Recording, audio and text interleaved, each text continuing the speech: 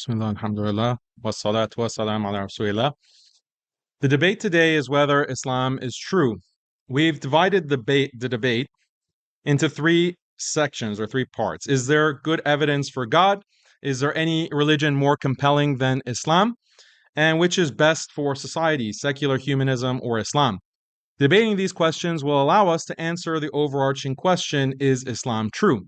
First, is there good evidence for God? What kind of evidence is compelling evidence? When we ask, is there compelling evidence for God, we should also ask, compelling for whom? How do we decide what is or isn't compelling? It depends on the audience. If we were to ask 11th century Europeans if they found the existence of God compelling, virtually all of them would say yes. But if we ask 21st century Europeans, far fewer would say yes. So what's changed? Atheists claim people have just become smarter, more scientific, more in touch with reality. That's the atheist narrative. But I want to propose a competing narrative. Cognitive science says that human beings have natural intuitions, whether they're moral, religious, aesthetic, logical, or mathematical intuitions. Intuitions are mostly unconscious, and they're based on the feeling of compellingness rather than systematic proof. For example, people have the intuition that harming others for no reason is wrong. This is an intuition because people might not even have articulated this as a concrete belief, and they have no logical justification for it, but they still strongly tend to accept it as true.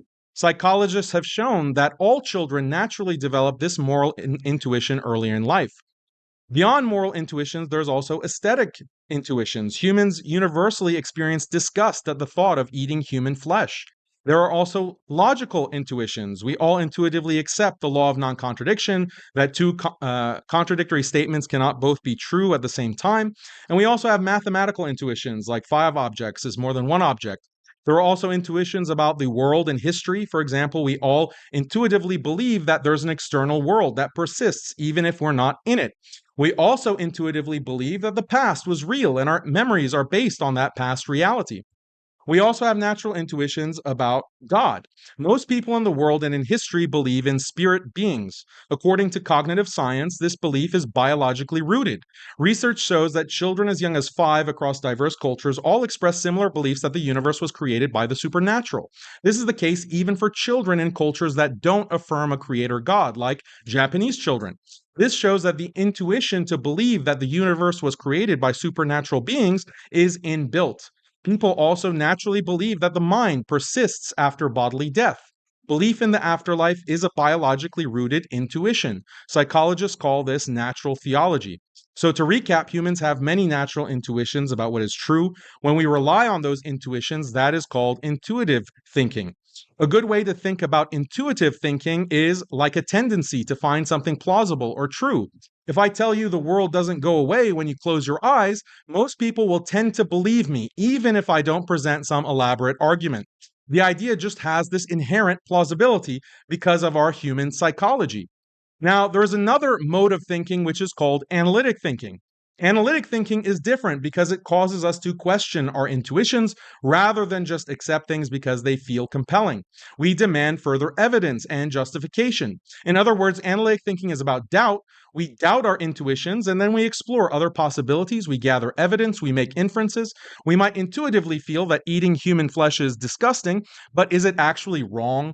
Well, let's just gather data and evaluate arguments for each side. This is analytic thinking overcoming intuitive thinking. Both intuitive and analytic thinking are found in human beings, but they're balanced in different ways in different societies. Research shows that intuitive thinking is dominant in some societies and analytic thinking is dominant in others. The other important thing is that when you engage in more analytic thinking, you start doubting more and more of your intuitions. This is studied in dual process theory. People who have maximized their analytic thinking will doubt their religious, moral, and aesthetic intuitions. Only their strongest intuitions remain. For example, their intuitions about logic or about the external world. But for everything else, they demand empirical evidence. But there is no empirical evidence for these things. So when you maximize analytic thinking, people become more and more inclined to a reductionist view of the world defined by scientific materialism, and anything beyond that is doubted. Now let's bring it all back. When we have a debate about good evidence for God, what are our standards? Are we trying to meet the standards of a maximally analytic mode of thinking, the type of extreme analytic thinking of atheists? Why should we? Why should we just accept that standard of evidence as opposed to a more balanced type of cognition that doesn't nuke all our natural human intuitions? What atheists will want to claim here is that we should obviously prefer the maximally analytic mode of thinking.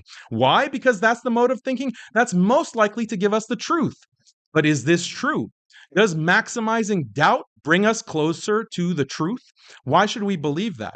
I would challenge atheists to justify this. Why should we adopt such extreme epistemic standards? In reality, a psychology that balances intuitive and analytic thinking is more suitable for recognizing truth. And this is actually an insight that we find within the history of philosophy and the work of Western philosophers like Ludwig Wittgenstein. Not all of reality can be reduced to empirical data points to be scrutinized through systematic analysis.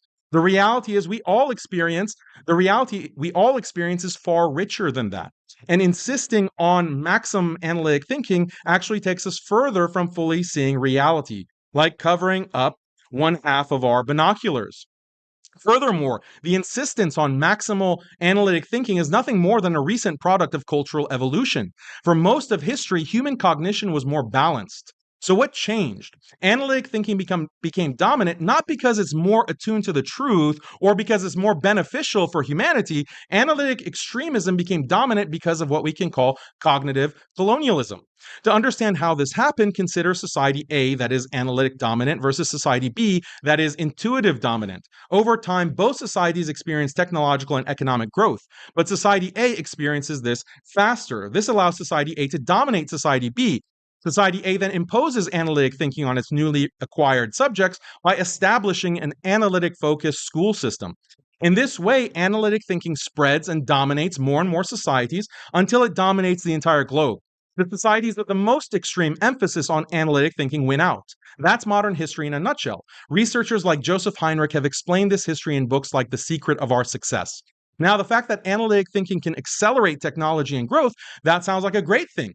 But the big question is, just because analytic thinking excels at producing technology, does that mean that maximizing it is better suited to determine truth?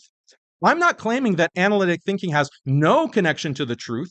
But again, when you maximize this type of thinking, that means that your analytic capacities start overshadowing intuitions about the world that are also very compelling. Throughout history, all peoples felt intuitively that there were moral, aesthetic, and religious truths about life and purpose, and many of these truths were based on intuitions that were universally shared by all humanity. Now, if you told all these people that they have to reject their intuitions and adopt analytic extremism, which ultimately will bring into doubt all these other intuitions, most people would not accept that. But unfortunately, people don't have a choice. The analytic mode of cognition has been imposed by cognitive colonialism. Secular humanist powers have implemented all manner of social and educational programs over the course of the past 300 years to champion analytic thinking. Why? Because that's the type of thinking that maximizes economic growth. The more people are thinking analytically, the more they produce science and technology, which will increase GDP. Atheists want to tell the story that the debate between atheism and religion is about two sides making arguments against each other, and people decide which is more compelling.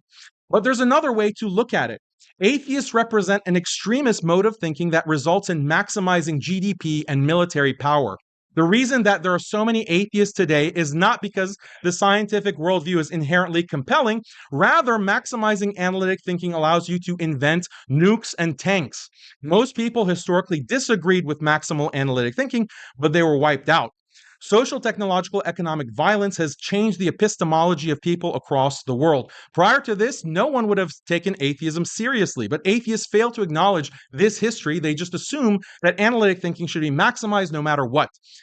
This biases any debate on the existence of God. The theist is always at a disadvantage if he has to mold his arguments to satisfy a mind that's primed to reject anything non-empirical. Humans have strong natural intuitions about reality. We have the intuition that there's an external world, that our memories have truth content.